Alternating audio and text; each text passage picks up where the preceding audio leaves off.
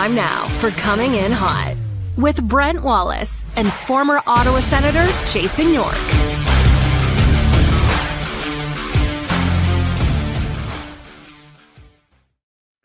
Good morning, everybody. Welcome to Coming In Hot. Brent Wallace alongside Jason York and Graeme Nichols. This show brought to you by Bet365. Guys, the future's bright. Got to wear the sunshades. Are you like a 90-year-old Brett the Hitman Hart? You need like the log. Well, you got to grow the hair out. Like yeah, it's missing the wig. It's definitely missing the wig. Get the wig on and get the pink tights on, and you are the Hitman. Wally, the salty Hitman. I needed those in Thailand. That's what I needed. Nice to see you, gentlemen. Yorkie, before we get any further, we'd all like to wish one Graeme Nichols a very happy 43rd birthday today. Thank you. Oh, there you go. Even Josh Norris sends his best. Did you literally just do that in like 10 minutes? That's incredible. Yeah. That's why I couldn't talk to you. Oh, man. Furiously typing and clicking away. Awesome. I just blew the budget on the morning show. That's fantastic, guys. Little wisers at the bottom. Nice. Very nice, lads. Thank you. Are we now the morning show? Is that our new name? No, we're still a talk show. We'll get people morning talk show. Also, I'd like to just point out now, Jake, if we can lose the fonts. It's new shirt in town is ready to roll. Lean us to victory. We're going to give a few of these away. In fact, one player already has one in his possession. Is it Anton Forsberg? It is not. It is not. And it's not Linus Ullmark. Anyway. Who's got it? You going to tell us? Who's wearing your swag? Yeah. Throw that on us. And who's got like a reveal? I'm waiting to see a picture of him wearing it at the rink. Oh, yeah? You think he's going to do it? Yeah, that's why his boys are going to love this, so we'll see. Yeah. Is this like the new bromance at like post Josh or like what's going on? No. Okay. Not doing that. Anyway, I'm getting a shirt made too. You're gonna go with Linus to victory. Graham, you're gonna have to pick a shirt too. We got to get our coming in hot swag going. Like I think you're on to something here. Well, I'm gonna give you some credit here. I love your little play on words. We've actually used that, Graham. That's two show titles we've gotten out of that shirt. You recycled that one. It's not over. There'll be if this is in the playoffs and he gets a shutout, that'll be the next day title.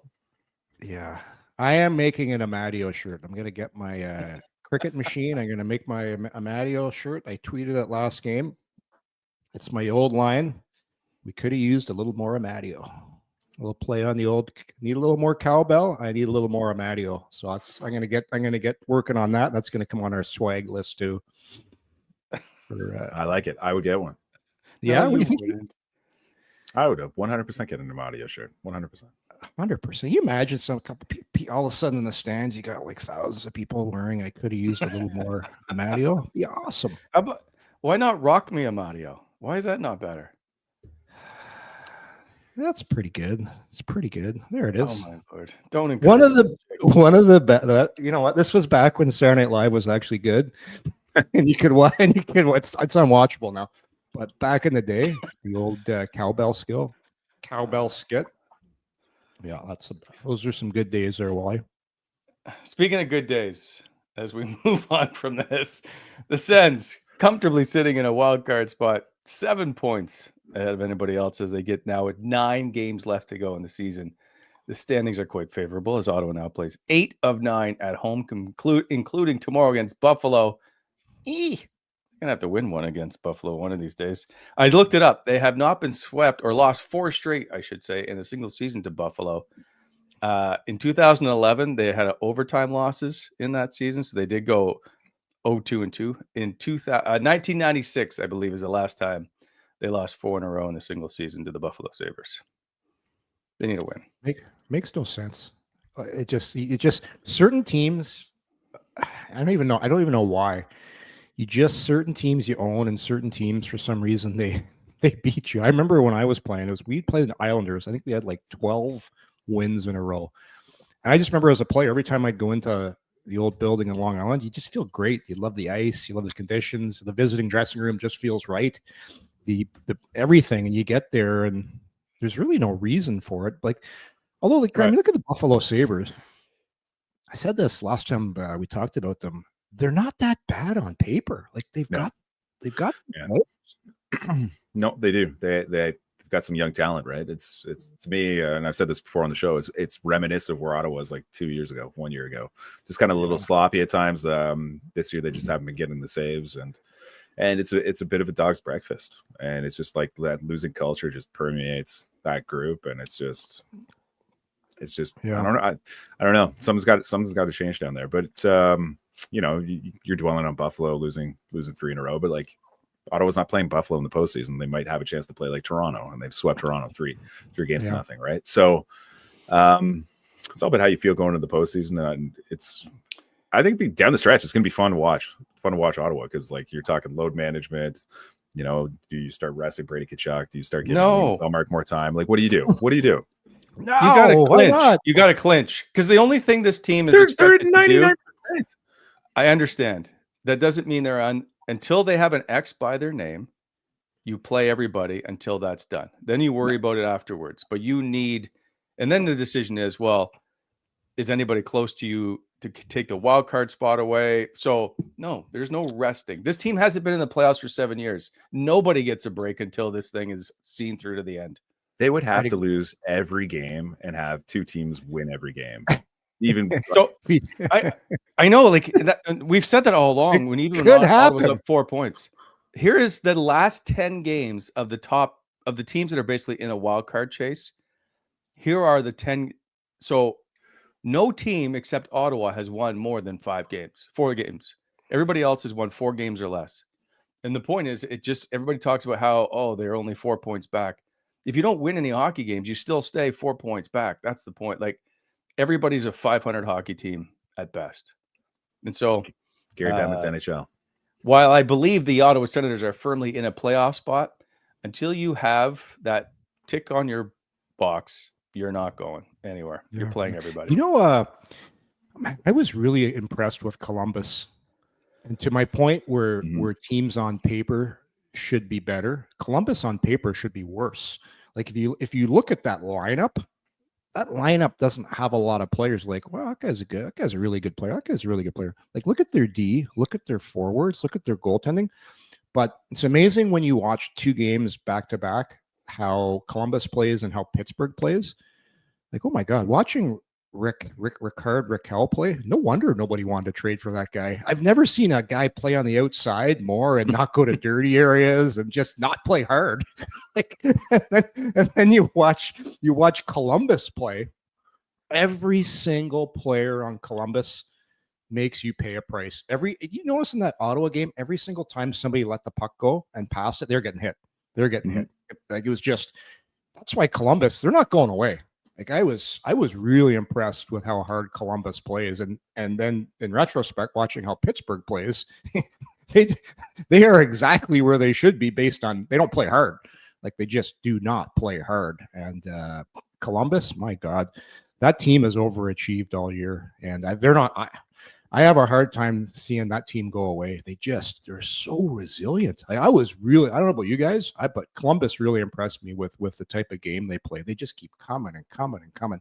Everything's thrown to the net. Like, I don't know what the analytics say, Graeme, but they don't do anything fancy. It's just pucks to the net, hits, don't turn the puck over, and just keep playing the right way. But it's amazing. Like, imagine if the Buffalo Sabres played that style of hockey, how good they would be. They would be, or even if Pittsburgh played that way, but that's the difference. That's why teams win. That's why teams lose. You got to have total buy-in from your whole group.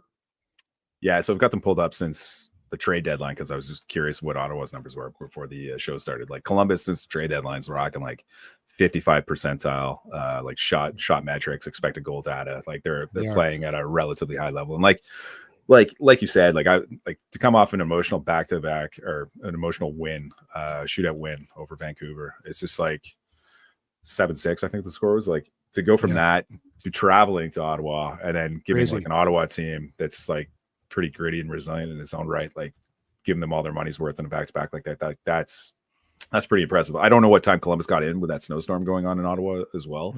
But like that was an impressive game from them. That was a statement game, even though they ultimately lost. It's just it's impressive. Really, really impressive. Yeah. Can we talk about the nonsense that is the NHL scheduling of games this season? Absolutely. I don't understand what urgency there was to move this game up 2 hours to play last night instead of just playing it 24 hours later. And maybe 2 hours isn't the biggest deal, but these back-to-back, 22 hours. So you get like, it's one thing to be at home and play at 5 o'clock the next day. It's another to travel in, get to Pittsburgh. You can see how that takes a toll. Yorkie, never in your day did you play 22 hours in between games. I used to play 3 and 3s, Wally, when I was in the minors. Okay, we're not in the minors, Yorkie. Just try to stay with us here. And you had to drink beer as well, too. So throw that into the equation. Like you're throwing beers in there, 3 and 3s, bus rides.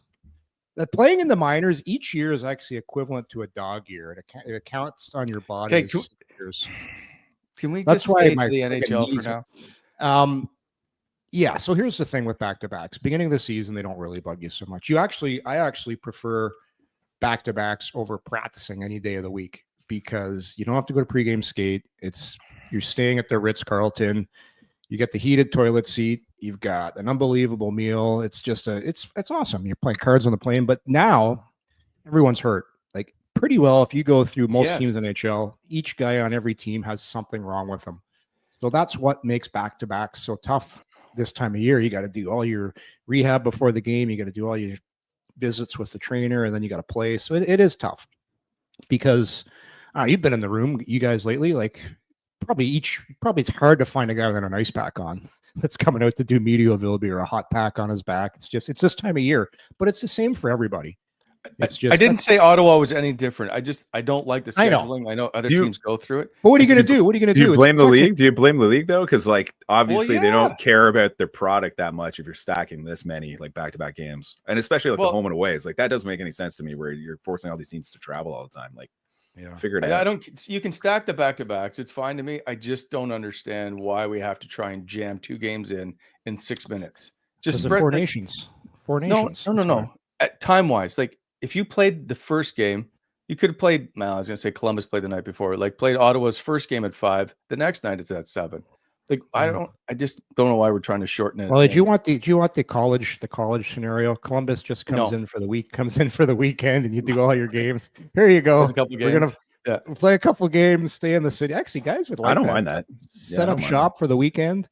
Come in, stay at the hotel. That would actually solve a lot of your problems. I don't know if fans want some travel money. A little bit of travel. Because then they get, do we go this game or this game? So they take one off instead of going, we're gonna. Could be good for road trips though if you plan on traveling and watching a team play. Like if you wanted to watch Ottawa out of town, that creates some options there. So, but I will say though, like Ottawa's record of back-to-back since January 1st has been really good. Like that's probably like one of the unheralded stories in their second half, right? Where it's like they go 10-3 and 1 their back-to-back since January 1st. They're picking up 21 and 28 points. That's the reason. That's the story. That's why they're in the postseason picture right now and have that comfortable lead. It's just like you talk about the resiliency of this group and finding ways to win. Like they found ways to win important games in these tough circumstances down the stretch. Let me hold that thought and get back to. I want to talk about 5-on-5 goals. It alludes to one Jason York's decision to talk about Columbus. This show proudly brought to you by Charm Diamond Centers. More than 85 locations across the country through Charm and their sister brands. Proudly Canadian owned and operated since 1972. Get custom ring building delivered in less than 4 weeks with a Charm Masterpiece program. And of course, an unbeatable pricing policy. Check out a large selection of Canadian lab-grown diamonds. Mine diamonds don't pay until 2026. For more information, go to charmdiamondcenters.com. Chosen forever, Charm Diamond Centers. Think you know hockey? Play Sobeys My NHL Picks weekly for the chance to win big prizes. A new slate of games opens up every Thursday from now until the end of the regular season. So download the Sobeys app, pick the winners of 5 NHL games, and compete for your chance to win prizes such as Sobeys grocery offers, up to 150,000 Steam points, or the grand prize of a trip for 4 to this year's Stanley Cup Finals. And of course, Gabriel Pizza, the official pizza of the Ottawa Senators and of Coming in Hot. Earn points with every purchase on the app and get access to exclusive deals with Gabriel Pizza perks. Order on the Gabriel Pizza app, or if you need to, GabrielPizza.com. But if the Sens score 4, pull out the app and use that to get 40% off any 9-inch pizza the next day after the Sens score 4. GabrielPizza.com. Okay, gentlemen, 5-on-5. We will get to last night's game, although it was a terrible game. It lacked a whole lot of excitement for the most part, but we'll get to it in a sec.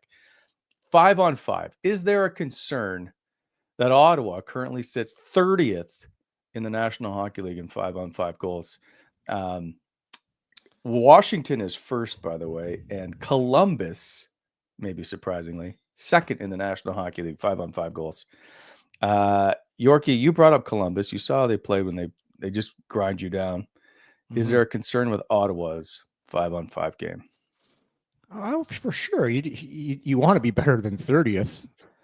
Absolutely. And that's why you're seeing a little bit of rejigging of the lines. Travis Green and the coaching staff's trying to figure out a way how to get some more productivity. And they're obviously they're having a really tough time trying to get Zetterlund going because he's been given the opportunity where he is right now with Stützle, but we talk about that later.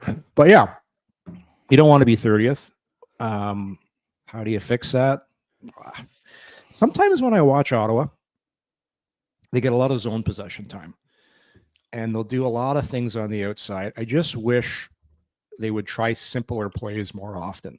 And I'll just do a little comparison to Columbus. And a lot of times they'll just throw pucks at the net, and they don't score a lot of pretty goals, but most goals, to tell you the truth, in the NHL aren't pretty goals. It's throwing it to the front, getting bodies there, getting ugly goals. I just like to see Ottawa score a few more ugly goals because they got the guys to do it. They got the guys that can get inside. It's just they have guys that can hang on the pucks. Like you watch Batherson play right now. My God, he's back to having the flypaper back on his stick where everything's just sticking to his stick. He looks fantastic. Same with Stützle. Like Stützle's got the gift where he can hold on the pucks like that. The plays he does when he goes around the net and he holds it. So yeah, for me, how do you fix that? Just get a little simpler. But hey, the good thing is, like, we're nitpicking here. This team is the best they've been in 8 years, whatever it is, 8 or 7 years. They're going to make the playoffs. Sure, their 5-on-5 is down, but to turn it around, I'll spin it around and make it glass half full instead of glass half empty. They find a way to win close games, and they win a lot of one-goal games, and that's a good thing because that's gonna serve you well once you get in the playoffs. So yeah, I'd like to see more 5-on-5, but I'm not that concerned, Wally, because they're comfortable playing in low-scoring games. Like, listen to their guys after games; they talk about it like, yeah, it's okay, we're good, it's cool, yeah, it's all right, we're comfortable playing these types of games. So concerning a little bit, but main thing is, hey, they're going to be a playoff team, so I'll take that over not scoring as many 5-on-5 goals. I will say I'm concerned because like Adam Gaudette is tied for the team lead in 5-on-5 goals with 13. Yeah, and he's got one 5-on-5 goal in his last 28 games.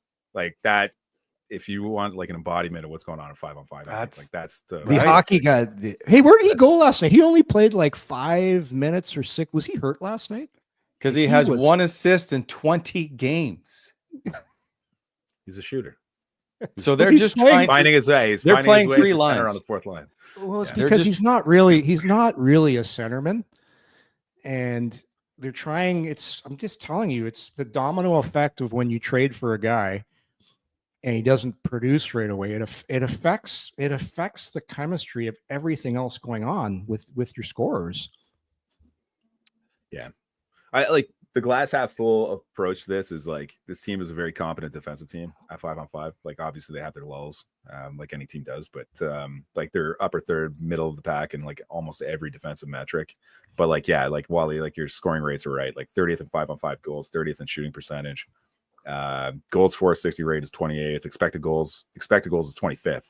So it's not like this team is generating like a ton of chances and they just are totally unlucky. It's just they got to do a better job of creating more. And I think like Yorkie's right. Like they do a lot of offensive zone time and pressure, but like more needs to come out of it. I don't know if there's such an emphasis on chasing quality as opposed to quantity and just keeping things more simple. But I think like that can obviously play a part. But I feel like we've been talking about that for the better part of the last like 6 months, right? So even I was looking at like post trade deadline stuff since like Dylan Cousins was brought in the fold, and again they're bottom third of the league in most shooting and expected goal data. So it's just I think Yorgie's right. I think you just have to keep it simple. I think they have to do a better job of getting to the inside. Don't settle for perimeter stuff all the time, and just maybe just shoot a little bit more when you have the opportunity. Because I think like they defer and pass way too often.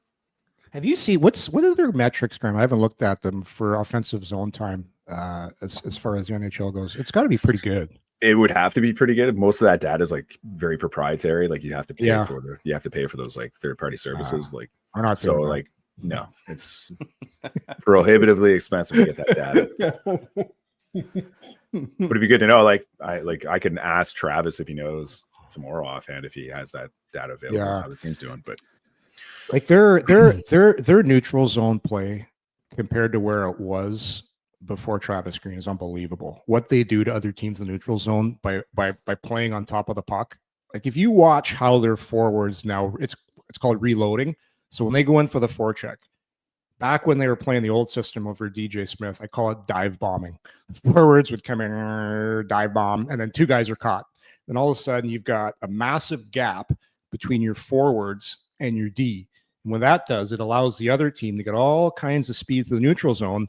And that's why Ottawa used to give up a lot of goals, because it would all start with not a smart forecheck, and then nobody's in the neutral zone to help you. But look at the difference now. There's guys on top of you because they reload. So if a guy goes in, he is busting it back through the middle, trying to get back on top of the other team's forwards. I just can't say enough of the dramatic change this team has had, and that's a big reason why they are where they are. Their forwards just play a much more responsible, smarter game. Even their guys like Gaudette and Highmore. Sure, they're not scoring right now, but when they get on the ice, forever. Yeah, I know. Highmore's. Hey, listen, I like Highmore as a player. He's pesky, but he has one goal in 32 games. Yeah. But Cousins is coming back soon. Cousins will be back soon. Maybe. What's the timeline on him? Well, he told us mid-April, like maybe the start of playoffs, which I think was generous. I'm hoping to find out tomorrow. I don't know that he's skating yet, and that's mid-April. He's going to have to start be skating soon. Yeah. No, that fourth line doesn't. Although Amadio has generated a few chances on that fourth line here and there for the limited minutes he gets on that line. But yeah, no, it's the. I don't know. I think they're missing a fourth center. It's Gaudette. I think he's doing as good a job as he can at center. He's playing the right way. He's playing responsible. But when he was scoring, it was on the wing. And remember how he was getting his goals, Graeme? Yep. Exactly how we were talking about how they need more of guys going to the net. Like how many pucks did he bat in from the slot or go to the net? He really knows how to play off guys like a Stützle, for example, like to get to the dirty areas. Yeah, that's how Gaudette got all his. Yep. That's how he got most of his goals. And now he also center. Came at the beginning of the season, though, when the games are easier.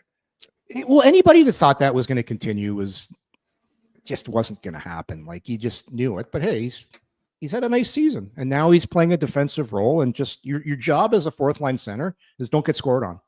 He's doing a pretty good job of that. Mm-hmm. Yeah, I was looking at 5-on-5 goals. Like Brady had 23 last year. Like obviously he's at 11, so he doesn't even have half the total that he had last year. Batherson had 20 last year. He's at 9. Stützle is he's down 1 from last year. Like they just need more from the big guys. They just need to shoot more. Like Brady is obviously a large chunk of the offense, and he can score a little bit more 5-on-5. And it's just, I think it's just one of those situations where they just need to go to the dirty areas, just keep things more simple, and stop deferring, play more selfish. I think to a fault, this team could play more selfish.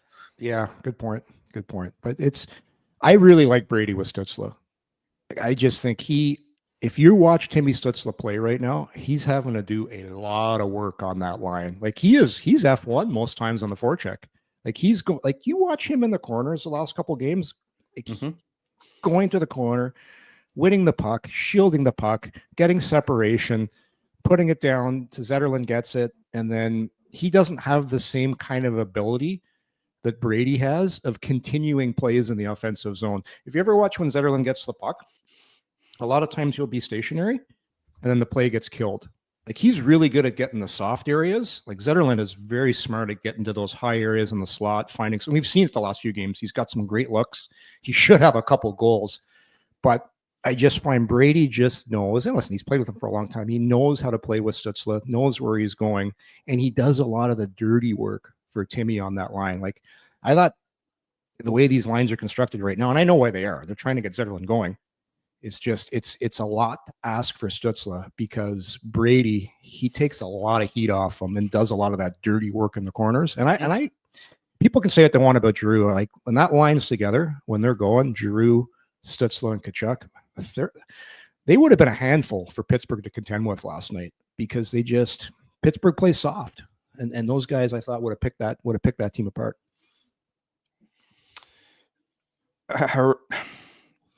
Do we feel for Fabian Zetterlund now?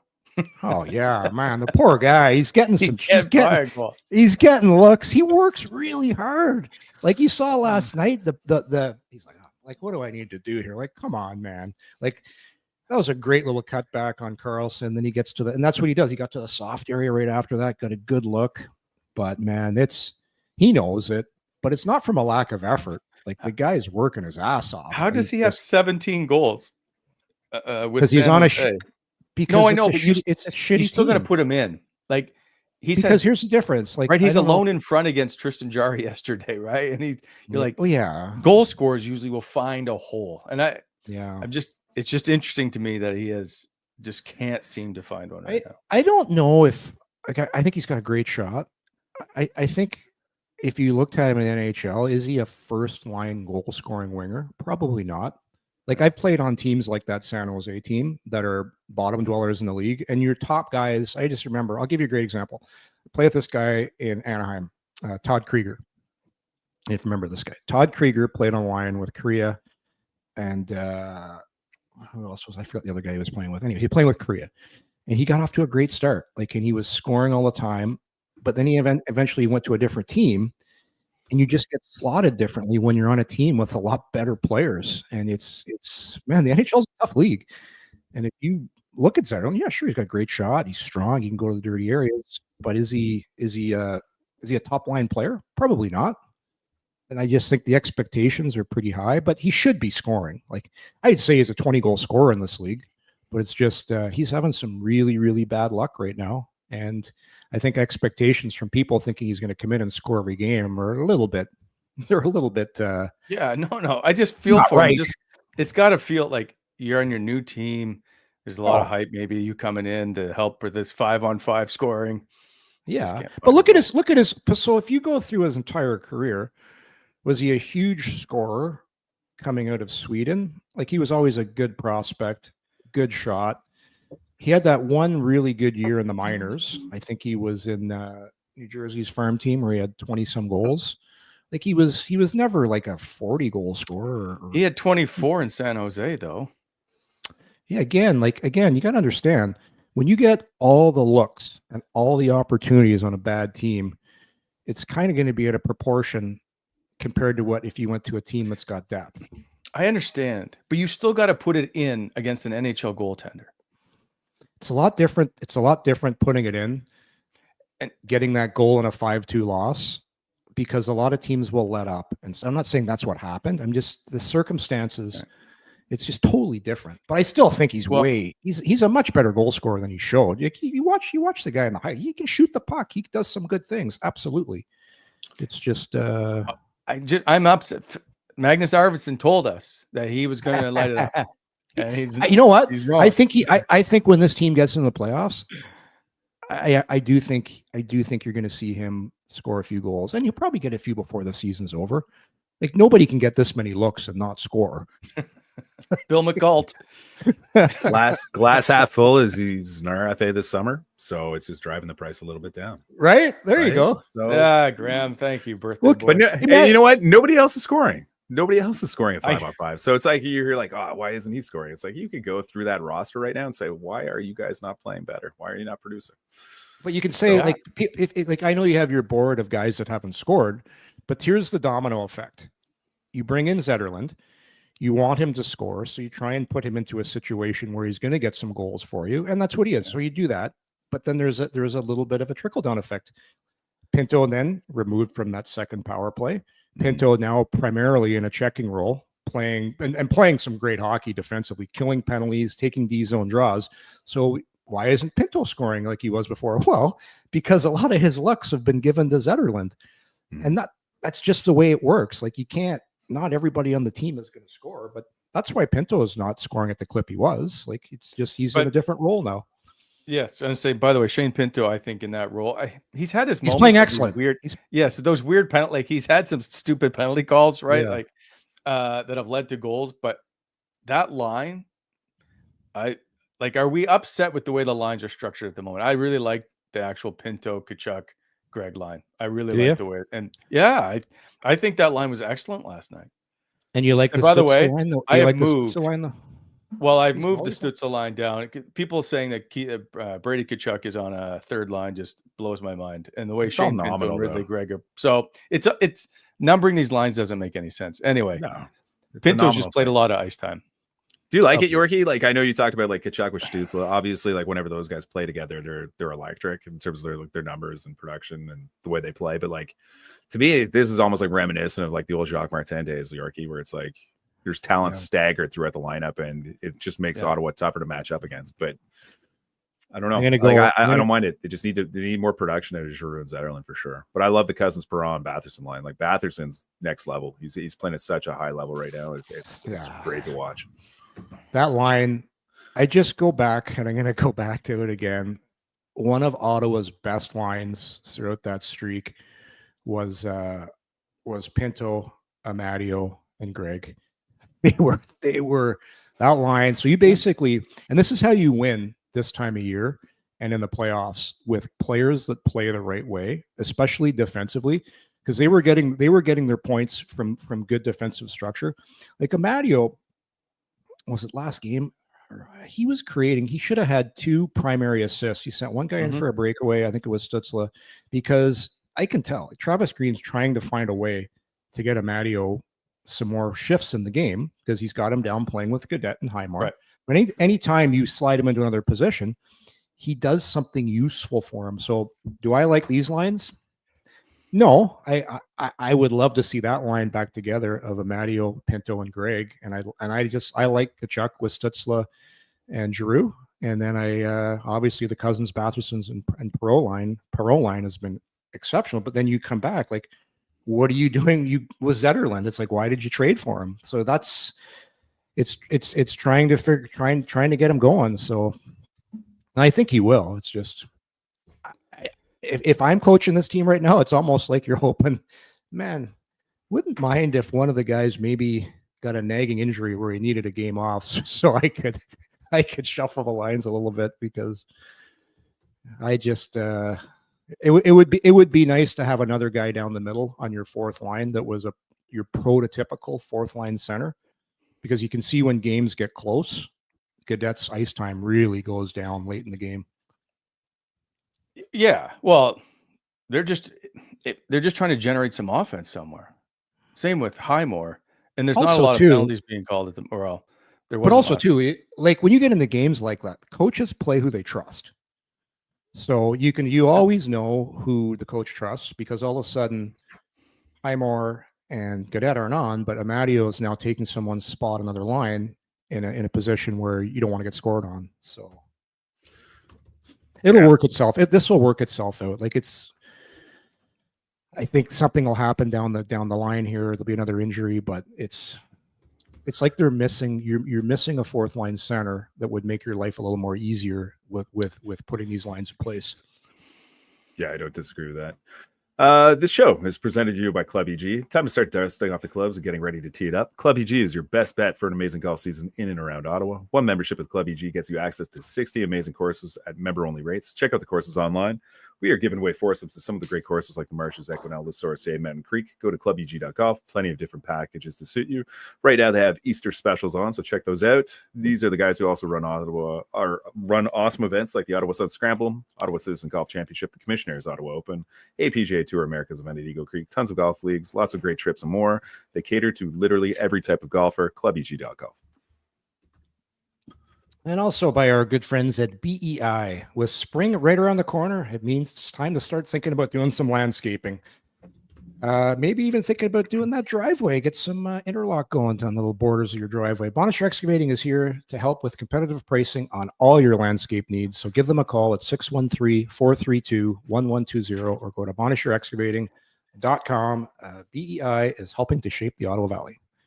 Please slow down in construction zones. And also, breaking news coming in from Bet365, where every nail-biting overtime win is a barn burner. Every face-off, hat-trick, power play, shot on goal, penalty shot, and every suspenseful minute in between is amazing. Whatever the moment, it's never ordinary at Bet365, an official partner of the National Hockey League. Download the Bet365 app today and use code NATION, all in uppercase letters, to get in on the game. Must be 19 years of age or older. Please play responsibly. Ontario only. And a quiet night in the National Hockey League. Just 4 games on the big schedule. The Colorado-Calgary game, for those interested, is the one that has the prime game tonight. They're at 8:30. But really, just New Jersey and Flyers, the Eastern teams in action. So all Sens fans could just walk away from tonight's game and not have to, or tonight, and not have to worry about anything going on in the NHL for them, for the most part, which is good. Yeah, take a little breather. A little stress-free evening. Yeah, every night's been like a scoreboard watching night, but it's been pretty good for Ottawa. Like when you think about it, the last week or two, it seems anytime you want a team to lose, they lose. Mm-hmm. Yes. Yeah, like nobody's taken, we always say no one's taken the bull by the horns here. I'm interested to see, you think the Rangers still get in? I think Montreal may still squeak in. I like in Columbus, man, the way they play. I was shocked by how hard they play. The Rangers don't play that hard. No, and they've got 2 games, or I guess it's only a game up now on Ottawa and Montreal. I do like Columbus's game. Just do they have enough weapons to get it done? That's the thing, right? That's the thing. I don't know about that. Or the goaltending. Do they have the goaltending to get it done too? I know their goaltending's been okay. Right. Well, they score a lot, or they just give up a lot. They're like 22nd to 27th, somewhere there in goals against. Like they're bottom third. Mm-hmm. Yeah. Super impressed with Marchenko. I thought he was excellent in that game. Yeah. How about that call that Kachuk got for roughing in the Columbus game? He gets into it with one of the Columbus players on the bench, and Marchenko comes over and engages. So Brady gives him a little shot. Like I find the refs it's been really peculiar what goes on. It's like, okay, if you've got a bubble on and you don't want to get hit in the face, then don't go into a scrum, because the rules of scrumming in hockey is you're allowed a couple punches, you're allowed a couple shots in scrums. So I thought I didn't like that call on the Columbus game. So I understand. So I've gone back now because I've talked to a few refs just to understand their mindset. There is one shot from Brady at the end. I don't think it's Zach Werenski. I can't remember who the defenseman is. I apologize. There's one extra shot at the end before Marchenko comes in. And that's the only thing I can think of is the extra little shot, which is the same. I thought the Crosby Zub thing was interesting of, do they even that up, or do they take one guy? And then of course there's the Greig Crosby call at the end of the game. Oh, that was awful. The only reason they called that was because there was an Ottawa change going on. I think Shabbat was coming off the ice, but it was a nothing play. Like Crosby wasn't going anywhere. I can't stand games, especially this time of year, being decided on a stationary 5-on-3 play or 4-on-3 penalty. Yeah. It's not hockey. Like, come on. But I don't know. Greig, he did extend the stick a little bit. Like it is a penalty in the middle of the game. They weren't the refs. I thought the refs, for the most part, did a pretty good job in that game. Like they let the teams pretty well play. And I like the call on Zub and Crosby. Like Zub gave it to Crosby first. Well, that's Crosby, right. That's this cross check across the hands. Yeah. Like I thought they got it right. Crosby came back. They both get 2. But no, I don't know. That's the thing. Like there really is no rule book for after the whistle what you're allowed and what you're not allowed. Sometimes you can punch a guy in the head. Sometimes you can't. Sometimes the rule book is just throw it away after the whistle. It's like I don't know, whatever the ref feels like. Hate seeing them lose. Hate seeing them lose on a power play goal in overtime. It's those penalties are just so consequential in those moments. It's just tough. It's tough to survive. Graeme, think about guys how good NHL overtime is. Like not a lot of people are fans of the shootout. It's 3-on-3. Your best players are on the ice. Okay, I'm going to call a marginal tap against the shin pads here and take that experience of the fans of watching Crosby, Stützle 3-on-3, and now let's just do a stationary 4-on-3, game over. Like it's shitty hockey. Like come on. Like I just feel bad for Forsberg too, because I thought we haven't talked about him at all, but for a guy who needed a strong performance coming in to spell Linus Ullmark, I thought he was fantastic last night. 34 saves was a season high for him. So yeah, I thought he had a great game. Yeah, me too. And okay, but at the grand scheme of things, 3 out of 4 points on a weekend back-to-backs, I will take that any day and get to the bar. Look at you with a glass half full. You going to the bar after, Wally? Sure. Plane lands, 5:00 game. Get in on the plane by 9. Back in Ottawa by 11. Yeah. You don't have any bags to check. You're out of there. We used to do the math too after a game like that. Okay, boys, we should be touching down in Ottawa by 10:00. We got time for a quick one. Who's coming? Who's in? So Wally, you're in. You're leading the charge after a game like that. Fire up the old fashions. There you go. Cheers to everybody. Maybe a sociable on the plane. Maybe. Oh, I used to get a glass of wine occasionally on the plane. Yeah. Why not? It's so good, eh? Like people, that's why I talk about back-to-backs. Yes, they're tough. They are tough, but you got to understand how these guys are traveling. Like you're not waiting in customs line.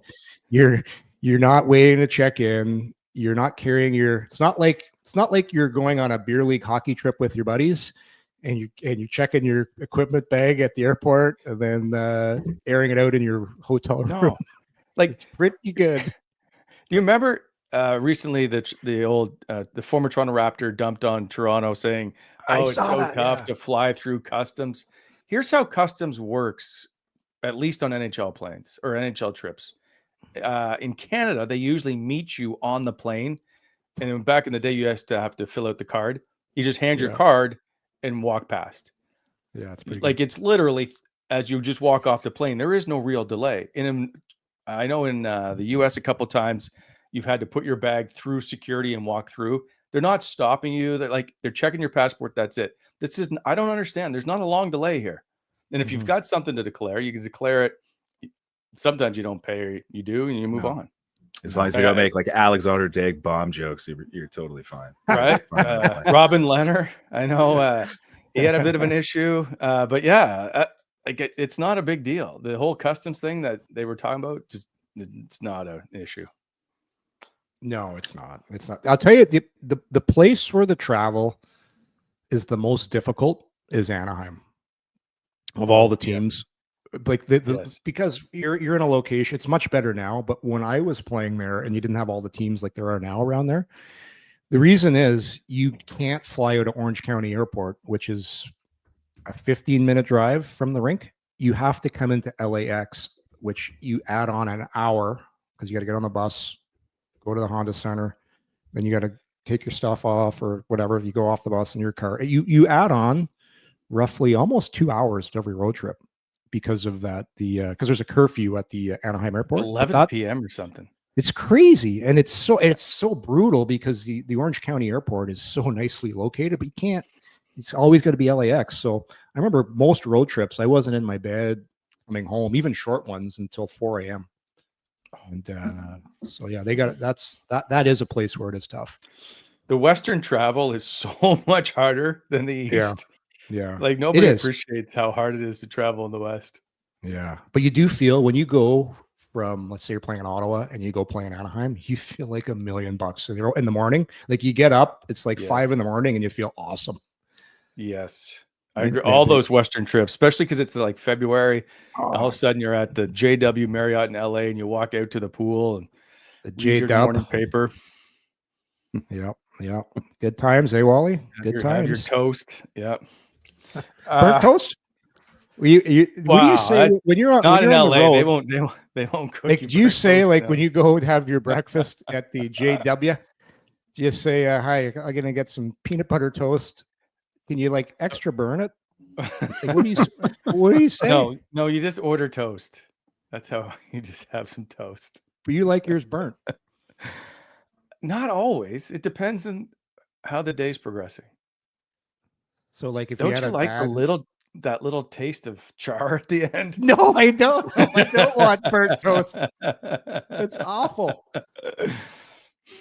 Come I on, disagree. Graham. Would you like to have a little char on your toast? No, well, I come from a line of work where it's like you try and avoid the carcinogens as much as you can. So Yeah, Greg's here.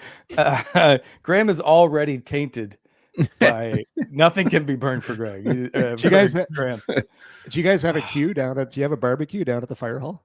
yeah, we do. Yeah. Oh, we yeah? do. Yeah. We eat well, man. There's some good chefs on the job. Like we do nice, like Sundays are nice. So I worked yesterday, so we do like a nice brunch in the morning and spaghetti dinner on Sundays. So it's we take care of ourselves. Love it.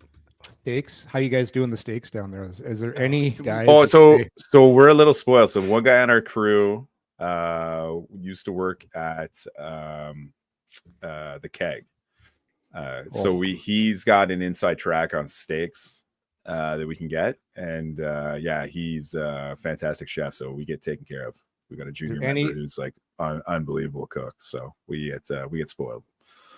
Does anybody request a medium a well done steak down at the fire hall? There's some gross stuff. Like there's some weird guys, and the worst I've ever seen is like a guy just wants it like well done, and he gets it, and it's just like it's a brick, and he just puts ketchup all over it. And I'm just like, it's like a tenderloin steak, and it's a brick, and it's covered in ketchup, and you're just like, that is absolutely disgusting. That's Fire Marshal Wally. That's Fire Marshal Wally down there. I'll have mine burnt, please. Yeah. It's okay. By the way, I've been waiting to use this because we were going to have a segment at some point. Gatno Greg has made us. Can you play it? Toasty.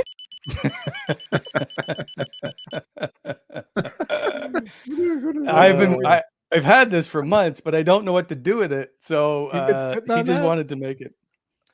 What's that? Like the burnt toast performer of the game or something like that. Maybe there's like some segment that because I want to use it. Can we have it again, Jake? I like it. It's so good. Like I don't know how you put the logo in the burnt toast. Toasty.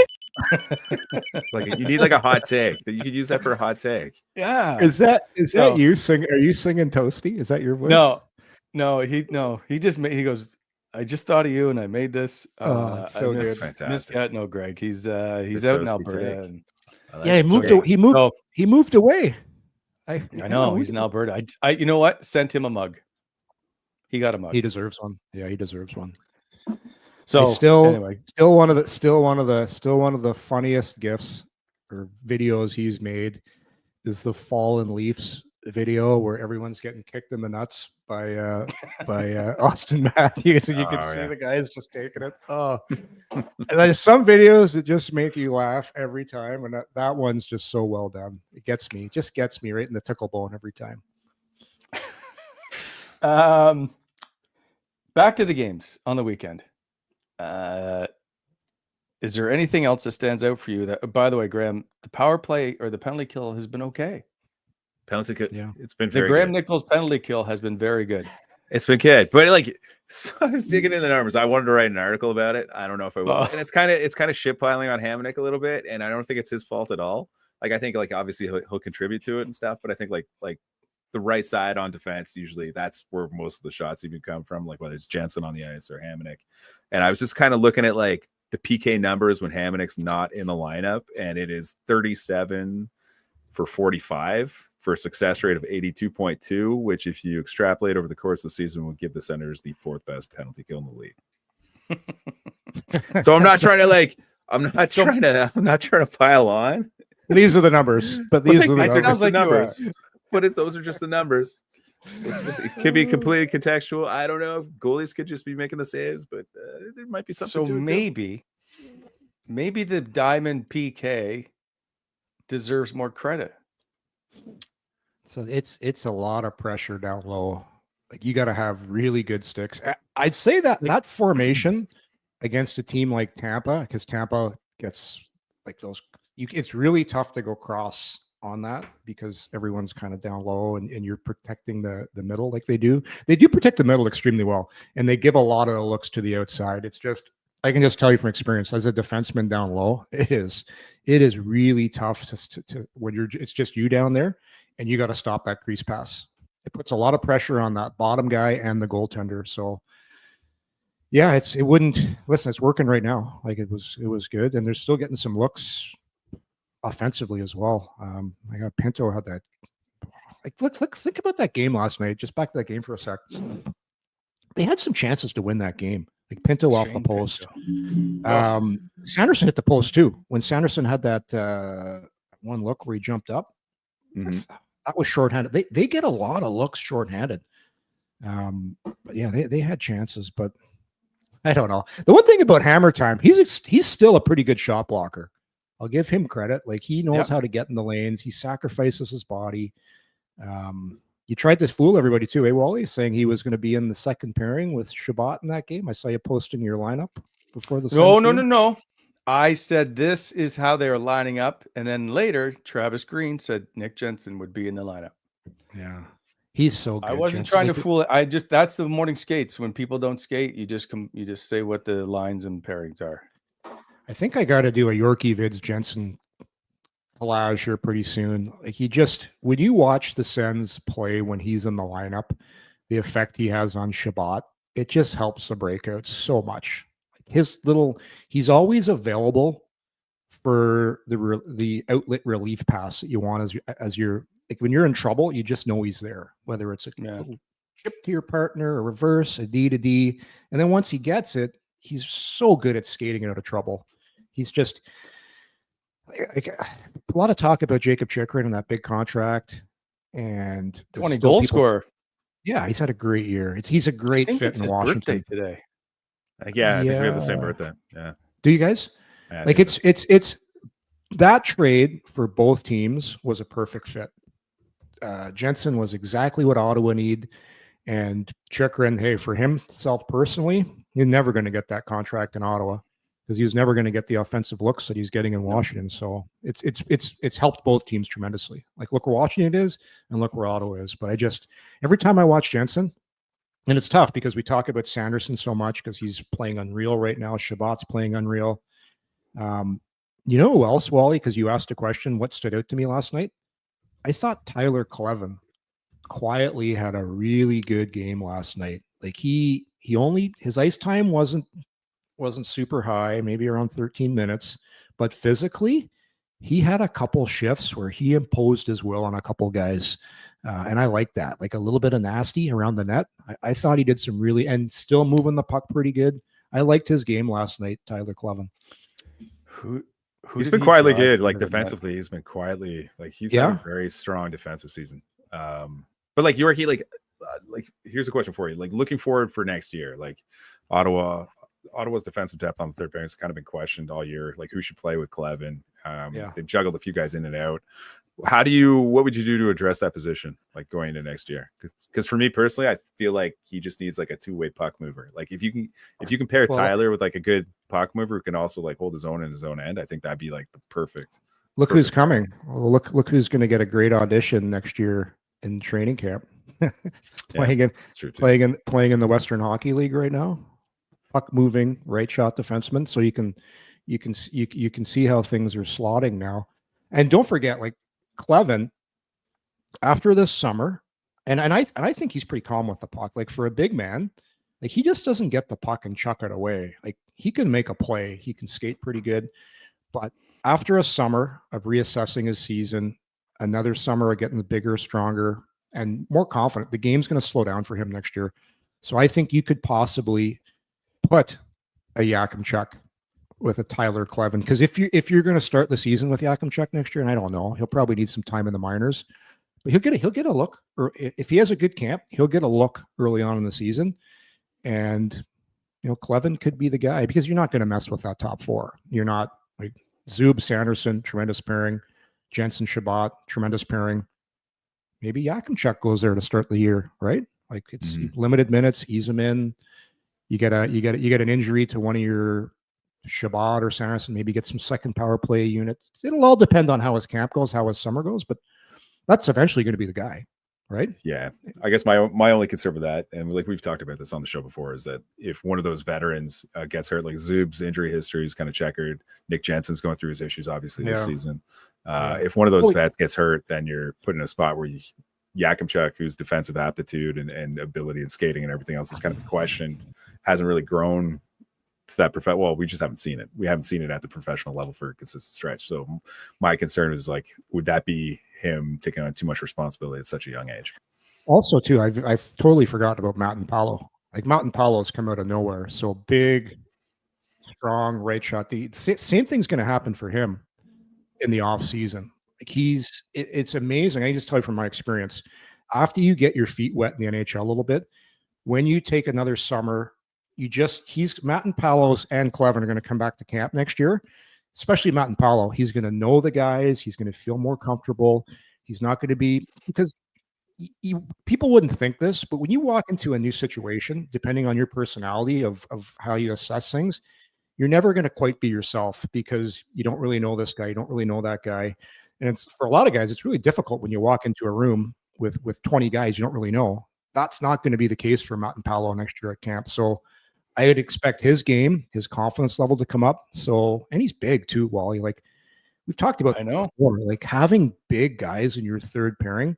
Yakimchuk's not a small guy either. So that buys you some time there too, right? Matt and Paulo is there. You got options, and who knows what they're going to do as far as deals in the summer. Like one thing we've learned is if Staios has a chance to make this team better, or he thinks he's going to tweak it, he'll do it. And so far he's been pretty good at it. Yeah, he's afraid to roll the dice and take some risk for sure. Right. Would have been really easy for him to stamp out at the deadline. And he didn't. Like he took a shot. Like he risked disrupting the chemistry of that room to take a big swing and bring in a guy in Cousins. And it's worked out. It couldn't look better right now. Do you know one thing we haven't talked about a lot on the show is Ridley Greig. And if you look what happened when they made the trade, so you basically elevated Ridley Greig's role in some aspects, because when you had Norris before, like he was doing a lot of the penalty killing. He was taking a lot of the important face-offs. So now you need another left-handed stick to take those draws. Ridley Greig has taken a lot more draws, and a lot more responsibility has been put on him. And it's pretty safe to say, fellas, he's passed with flying colors. Like in that Columbus game, when there wasn't a lot of ice, shrunk down, you're playing a tough team, Ridley Greig was arguably Ottawa's best player in that game. Like he's built for this type of hockey. When it gets dirty, it gets tough. You got to be chippy. Like I love Norris as a person, as a skill set, but if you look at the personality and the way Staios is trying to build this team, like he now has Greig, who is not a fun guy to play against, Cousins, not a fun guy to play against, versus Norris, who's more of a skill perimeter guy, right? Likes to shoot from the outside, doesn't really play on the inside. So it's just that trade. He was second on the team in hits, I think, at one point. No, I'm not taking anything against him, but when you watch Josh Norris play, do you think of the way he scores and the way he produces is on the inside or the outside? Shot from the outside. Well, right? So do we count the shorthanded breakaway goals? That's on the inside because he's deking the goalie. Like he does get to areas. I know what you're saying. I think we've ignored Josh Norris's physical side of his game as a fan base or as a group. That's all. Sure. I would say, it's a different kind of player. Ridley Greig and Josh Norris. But why the point are we comparing those two as opposed to we're not comparing, but the aftermath of the trade is now you're getting more Ridley Greig in situations versus more Josh Norris. And you're also adding more Cousins. So you're getting two players that play a style that's more conducive to the way Travis Green wants. whatever you want, sandpaper. We'll just look the way Greig plays before is like he started this year off at times on the fourth line, times not playing a lot to the role he's in now. He sometimes leads this team in ice time. I think arguably since they've made that line, these changes 3 games ago, over a full body of work, he may be the best player for the Sens right now. And I know Drake Bratherson's been good. I think Ridley Greig has elevated where he may be, for both ends of the ice, the best player on the team right now. For those, he was great. He was absolutely great against Columbus on Saturday. Like he was fantastic. Maybe the best game he's played. Yeah, maybe. Well, yeah, you were up there for sure. You were paying attention, I see, Wally, to the Yorkie Vids gutsy players of the game. I saw it. I almost put in an eye roll emoji. I have Pinto and Greig right there. And just goes to show you, like, Pinto had a couple of assists. You can paint the scenario every way you want it. You know, they're not scoring, but Pinto and Greig right now, 2 of the most important players on this team. I'll throw Pinto in your argument there with Ridley Greig. He's playing some of his best hockey of the year. Yes. So, and it's tough to pin, like, because I think Shane Pinto has been excellent, but for standout player, I think he has stood out more than any other player. Maybe that's the way to put it. Greig, would you say he's been playing gutsy? No, I wouldn't. You would not say that Greig is playing gutsy. No, Greig is playing the way he's paid to play. Which isn't, so he's not playing gutsy? He's supposed to, no, he plays hard. Just play the game, Ridley. Just play the game. I think he's playing pretty gutsy. What is he on one leg? Does he have like 2 fingers? Like, what is it gutsy about playing the game of hockey that you're paid to play the way you're paid to play it? I'll give you an example. If you watch Ricard Raquel play in Pittsburgh, it's not gutsy. He's paid nobody's to play. Asking Ricard Raquel to be Ridley Greig. They're not like Ricard Raquel's playing the way he's supposed to play. He's giving you exactly what you paid for. On the outside, perimeter player, get your few cookies here and there, and you don't make the playoffs. Versus Greig on the inside, like Greig will eat your firstborn to win a hockey game. That's the way this guy plays. That doesn't make it gutsy. He's like the youngest sibling that's just battling his brothers at the table because they're stealing his dessert. He's taking punches and he's blocking shots. He's doing everything. He's gutsy. Look at it. I'll tell you what's not gutsy are those glasses. We will give these away at some point. These are the glasses that were handed out on Saturday at the arena. That say like "Go Sens." I think they say "Go Sens" go on them. Yeah. I think I rocked those pretty good though. Not bad. Yeah, not bad. Yeah. Anyway, Ridley could wear those and play the game because that's just how he plays the game. It's not anything different. He's not elevated to playing with crutches. He's just playing the game, Yorkie. By the way, I will say perhaps if there's one player close to gutsy, it might be Brady Tkachuk. Very gutsy. With an honorable mention to Nick Jensen. But Brady, I'd like to know the injury status of Brady Tkachuk at the moment because me too. 15 and a half minutes yesterday.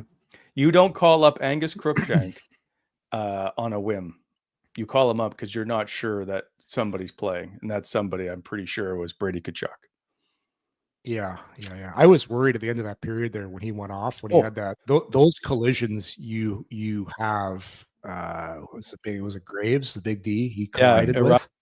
Yeah. When you're not expecting to get hit, man, those are so dangerous. I can't believe Graves got a penalty for that as well too. Like he's like, we ran into each other. I didn't mean to do it.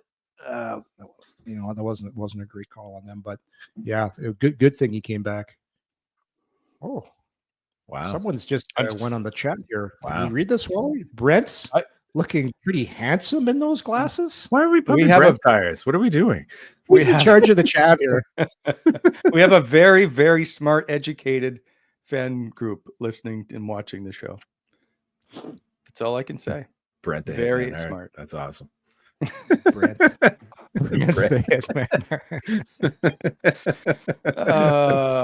Nice. Anyway, Brady doesn't need because that stuff can end up being more than it because you're completely caught off guard with with the hits at center ice when you're unsuspecting. Those ones are tough. So I thought Brady wouldn't be back, regardless of whether he was winded or whatever. Be like, just Brady, maybe you could just take a game off. You just said You just said, yeah, show. I understand what I said too. I would not rest anybody, but I wouldn't be upset if Brady goes, you know what? I can't really breathe or I can't move or whatever. Be like, okay, well, then we got to take you out. There's a difference between resting a guy and a guy saying, I can't really play. I'm going to call you Waffling Wally. You just gave Graeme a lecture at the beginning of the show. When he's the whole birthday, Graham's birthday comes on. He's like, you know what? They're 95% chance of making playoffs. Maybe it's time to rest Brady. 90, like, no, 99%, 99% chance. 99.5, I think it is. Right? Like, am I making? And I'm not making this up. Like, we got to go to the tape here. You do not rest Brady Tkachuk until you have absolutely clinched the playoff spot. And now Waffling Wally's like, I stand by that statement. Which one? Which one? You should be a politician, for God's sake. I stand by you. Don't rest anybody, but I will give players a night off if they can't actually play. Oh man, because Brady would never come out. I don't think. But he would. I think they will. Like down the stretch, I think like if Ottawa can beat Buffalo on Tuesday, I think that's when you're going to start to seeing guys like Brady and Jensen get some rest. Now I wouldn't be surprised. Like I'd have to look at the AHL standings. I think like Belleville's kind of season starting to running out of games to try and get in that playoff picture. I wouldn't be surprised if what you see down the stretch is like I wouldn't be surprised if Levy comes up just to like back up, and then you have Lena sitting in the stands, so he doesn't even have to dress. Like I wouldn't be surprised if they just rest the guys that they need to rest heading into the postseason, just make sure everybody's on. No, look at you, not gutsy. It's the reason I don't like it is when you start to take, like, I've seen it happen a couple times with teams that if you take the last couple games off, it's tough to wind back up in game one of the playoffs. And Curtis Decision was the first player to ever tell me, like, you don't ever back into the playoffs. It'll never go well. I don't know. I think there's a difference between like Yorkie, but like, I think there's a difference between like backing in and just like not, like you can still play the same style. You can still do whatever you want in terms of your structure, your system, playing hard and everything else. But yeah, like if you're not executing at a high level going into the postseason, I think you're toast. I think there's a difference between like load management and then just mailing it in. Yeah, I think somebody actually the chat was going against somebody saying you're talking out of both sides of your mouth. I think it was Kirk Wally. He's called you out for talking out of both sides of your mouth. Well, the federal election is on. This is the time to do it. I don't know. I think Tkachuk will get a rest once they get a little more breathing room here to rest that whatever it is, hip flexor he's got going. Same with Jensen, because you don't want guys coming into the playoffs laboring. But they're not quite in a position yet for me, even though it's 90%, whatever the math is. I'd like to see another couple wins. I agree. I need to see them secure the spot. Yeah. And then sure? Are you sure? Yeah. Okay. Give me the playoff X on next to your team name, and then you can. Can I quote you on that? Are we quoting you on that? No. We will not be keeping this show after, so no one can refer to it later. All right, gentlemen, we'll see you tomorrow. By the way, tomorrow on the show, we have the first coach in Ottawa Senator history. What? No way. Rick Bowness will join us. Oh, awesome. Love Bones. His time coaching the Sens and what he sees from this group as they head into the playoffs, how you prepare for the playoffs as a coach, lots of things with Bonesy. So I'm excited to talk. Me too. A little hockey. He's a big star now. TNT. Yeah. He's great on television. He's great on TV because he's so recently removed from it, right? So he knows. Yep. Such a good guy. Such a good person too. Good people. So we'll see you all tomorrow, 9 a.m. I'm off to have some toast. See you. Toast. Okay. Thanks, Enjoy. Everyone.